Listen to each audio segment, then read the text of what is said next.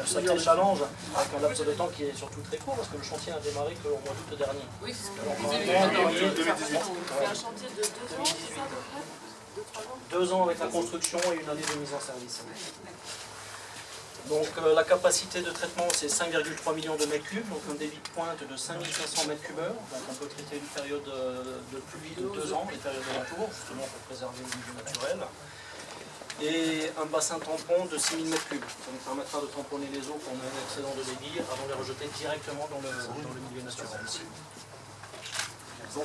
L'ancien bassin. L'ancienne usine donc, qui a été construite en 3 tranches. La première tranche dans les années 70, 35 000 équivalents habitants, la capacité de traitement en 70. On est passé en 78 à 65 000 équivalents habitants et en 94 une extension à 135 000 équivalents habitants. Le seul bassin qui sera conservé, c'est celui-ci, de la nouvelle station. Transformé en bassin d'orage. Transformé en bassin d'orage. Et la future station qui est construite sur le site où à l'époque il y avait le stockage des mâches fer, de l'incinérateur d'ordures ménagères. Un bassin d'orage, c'est quoi ça, un bassin de stockage? C'est un bassin tampon de stockage, exactement. Donc là, pardon, si je peux me permettre, tout l'arrivée des effluents arrive à la capacité de 5500 m3 au niveau du futur poste de relevage.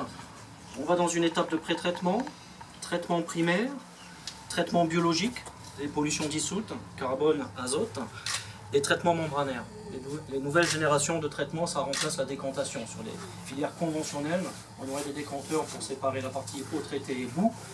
Il faut dire aussi qu'il aurait fallu avoir 3-4 fois la surface si on aurait voulu faire une filière traditionnelle également. C'est vrai dans l'ensemble de la station, ce qu'on peut voir, c'est que la nouvelle station aura une capacité bien supérieure à la précédente, mais sur une superficie pas plus grande.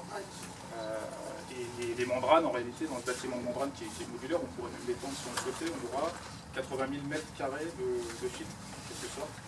Les membranes, ce sont des fibres creuses qui ont des pores de 0,035. C'est des polymères. Oui. Alors peut-être, je sais pour la mise économique, Suez est le leader mondial aujourd'hui de la membrane.